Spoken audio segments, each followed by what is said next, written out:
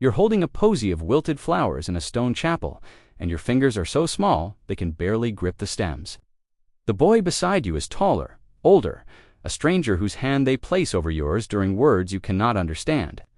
Latin rolls over your head like thunder. Adults tower around you in a circle of silk and iron, their faces blurred by candlelight, their voices agreeing on something that has nothing to do with what you want. You are 3 years old.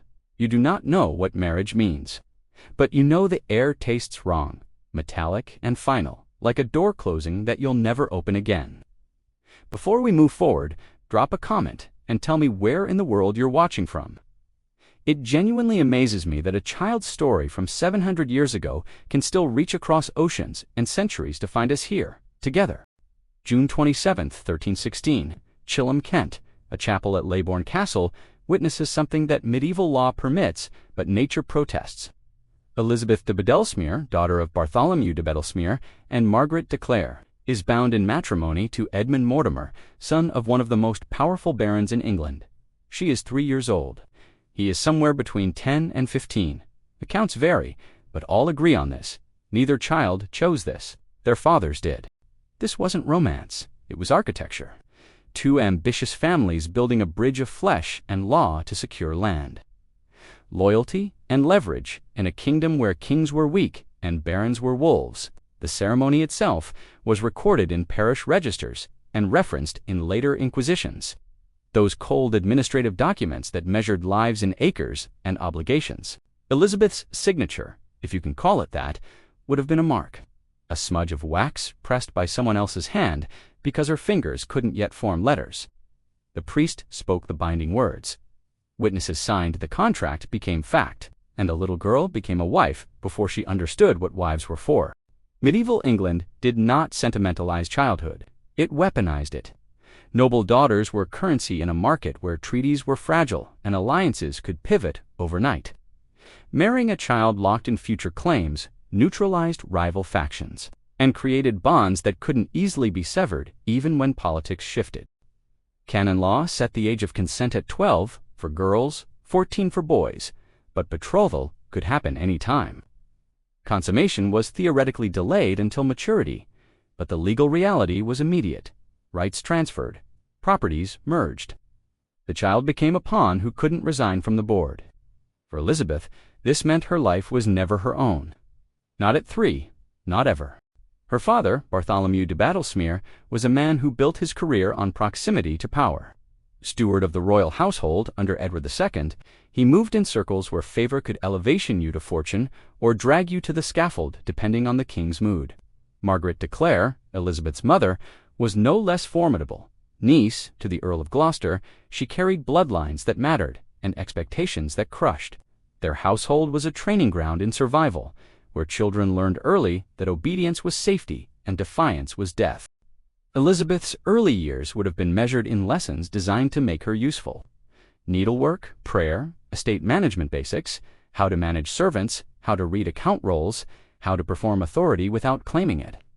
Noble girls were taught to be instruments of continuity, vessels for inheritance who could administer a household while their husbands waged war or schemed at court. Childhood play existed, but always in the shadow of duty. The doll you held at 4 might teach you how to swaddle the heir you'd be expected to produce at 14. And then, in 1321, everything shattered. It started with a refusal. Queen Isabella, Edward II's wife, traveled with her retinue toward Leeds Castle, one of the Bedelsmere estates. She expected hospitality. Protocol demanded it. Margaret de Clare, acting in her husband's absence, refused entry. The reasons are debated. Some say it was principle, a baronial assertion against royal overreach. Others suggest it was miscalculation, a gamble that the king was too weak to retaliate. Either way, the queen's men were turned away. Some accounts say violence followed, arrows loosed, blood spilled. Edward II, often derided as weak, seized the moment with sudden fury. He mobilized forces against Leeds Castle. The siege was swift and brutal.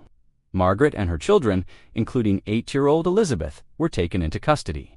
This wasn't protective detention, it was punishment, designed to humiliate and dismantle a household that had dared resist the crown. Bartholomew de Bedelsmere, already aligned with baronial factions opposing the king's favorites, found himself trapped. His family was hostage. His estates were seized, and in the vicious chess game of factional politics. He'd just lost his queen, his rooks, and most of his pawns in a single move. Elizabeth was transferred to the Tower of London. Let that image settle. An 80-year-old girl, accustomed to tapestries and feasts, confined within stone walls where the air tasted of river damp and iron. The Tower wasn't the theatrical prison of later centuries, dripping with legend. In 1321, it was an administrative facility, a place where the crown kept valuable prisoners whose very existence was leverage.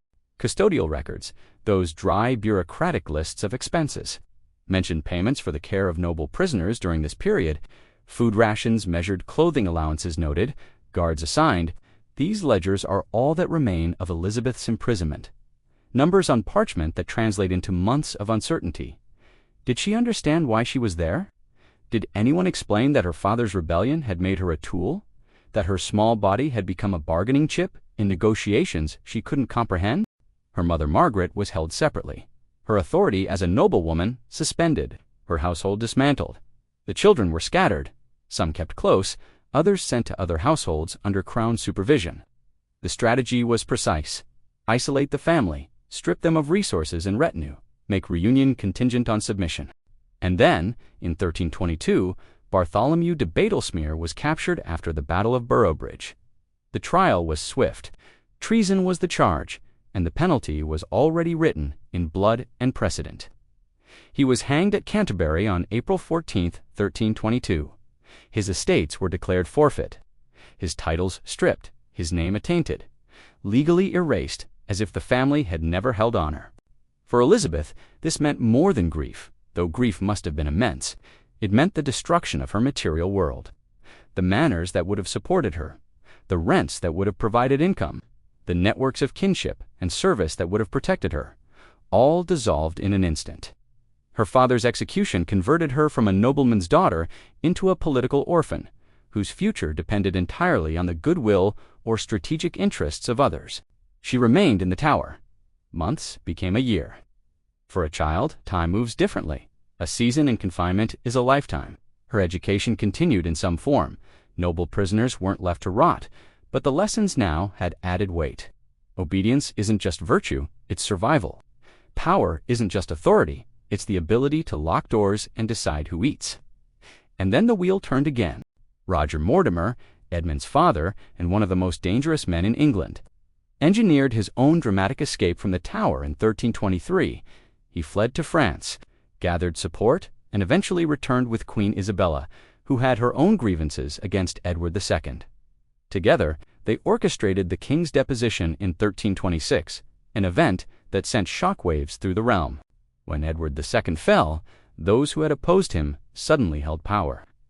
Bartholomew de Badlesmere's attainder was reversed posthumously, a legal fiction that restored his heir's claims to property and status.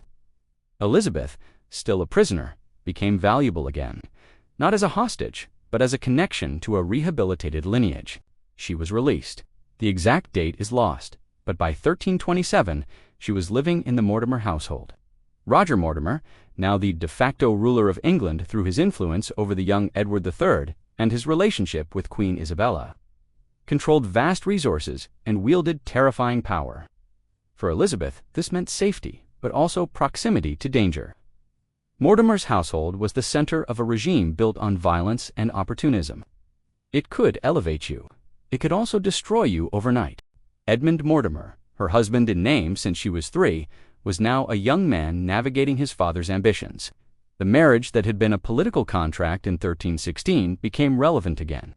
Elizabeth, now in her teens, was expected to fulfill the role that contract had outlined. She bore children. Sources confirm at least 2 sons, Roger and John. Motherhood at 14 or 15 was standard for noble women, but standard doesn't mean easy. Pregnancy and childbirth were leading causes of death. Survival required physical resilience and luck. But in 1330, the foundation cracked again. Young Edward III, chafing under Mortimer's control, staged a coup. Mortimer was seized at Nottingham Castle, dragged before Parliament, condemned without trial, and executed at Tyburn on November 29, 1330. The charges were extensive: usurping royal authority, enriching himself at the crown's expense, and arranging the murder of Edward II. Though that last accusation remains historically contested, Edmund Mortimer, Elizabeth's husband, died shortly afterward. Whether from illness, stress, or political fallout is unclear. What is certain is that by early 1332, Elizabeth was a widow at 19 or 20. Left with 2 young sons and a title that had become radioactive, the Mortimer name, so powerful just months before, was now synonymous with treason. Widowhood in medieval England was a legal and social limbo. A widow had rights, dower lands from her husband's estate, authority over certain properties, and the ability to manage her own affairs within limits. But she was also vulnerable, who would protect her son's inheritance, who would shield her from redditors, men who saw a widow as an opportunity to seize estates through forced remarriage or legal manipulation. Elizabeth needed an alliance quickly. In 1335, she married William de Bohun, Earl of Northampton. This wasn't a love match, though affection may have developed. It was strategy. William was a seasoned military commander, a man with the king's favor and the resources to defend the Mortimer children's claims. For Elizabeth, it meant security. For William, it meant access to the Mortimer inheritance and a connection to the Clare lineage through Margaret de Clare. The marriage required a papal dispensation. Because of consanguinity, they were related within the prohibited degrees. Such dispensations were routine for the nobility. Bureaucratic formalities that papal registers recorded with clerical precision. The dispensation survives, archived in ecclesiastical records that list the parties, the degree of relation, and the terms of approval. It's proof that even personal unions required institutional permission, that no aspect of noble life escaped legal oversight. Elizabeth's second marriage produced children who would reshape English history in ways she couldn't foresee. Humphrey de Bohun, born in 1342, would inherit his father's title and marry into networks that led generations later to the Lancastrian claim to the throne. Their daughter, through a chain of marriages and inheritances, connected Elizabeth's blood to Henry IV. The king, who would seize the crown in 1399, this genealogical fact isn't romantic trivia. It's the mechanism by which medieval power reproduced itself. Marriages created bonds, children inherited claims, and those claims became justifications for war. Elizabeth, married at 3 and widowed at 20, became through her descendants a root from which kings would grow. Her suffering was converted into legitimacy, her survival into dynasty. In 1338, her brother Giles de Battlesmere died without heirs. Elizabeth and her sisters became co-heiresses, dividing the restored Battlesmere estates among them. Inquisitions post-mortem, those meticulous legal documents that assessed estates after death, recorded the partition. Lands, rents, rights to mills and markets, all itemized and distributed according to inheritance law. For Elizabeth, this meant additional income, more resources to secure her children's futures, and greater social standing within the Bohun household. She spent the next 2 decades managing estates, arranging marriages for her children, and engaging in the religious patronage expected of noblewomen. Donations to monasteries, endowments for chantries where priests would say masses for her soul. These were both spiritual acts and social investments. They ensured remembrance, tied her name to institutions that would outlive her, and demonstrated piety that enhanced family reputation. On May 31, 1356, Elizabeth composed her will. The document, preserved in ecclesiastical and probate records, itemizes her bequests with careful specificity. She requested burial at the Church of the Black Friars in London, a prominent house whose prestige reflected her status. She left gifts to religious institutions, directed funds for masses, and made provisions for dependents.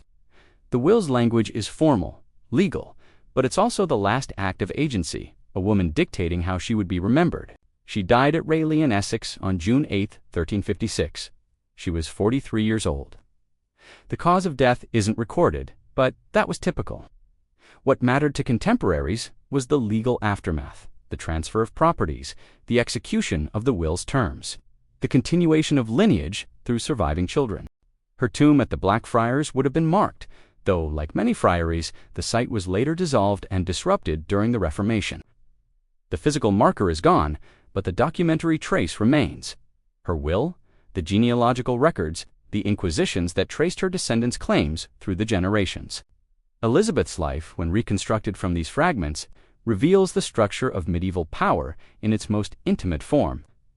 She was married as a political instrument at 3, imprisoned as leverage at 8, widowed as a casualty of regime change at 20, and remarried as a strategic calculation at 22.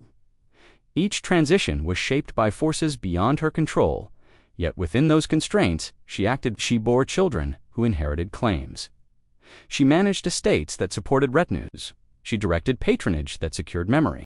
The documents that record her existence are not sentimental. They are administrative, concerned with property and obligation. But read carefully.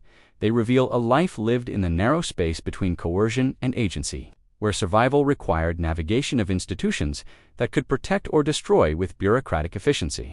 Her descendants' rise to prominence doesn't redeem the injustices she endured. It complicates them. The bloodline that reached the throne carried her suffering forward, encoded in genealogies that justified claims and fueled conflicts.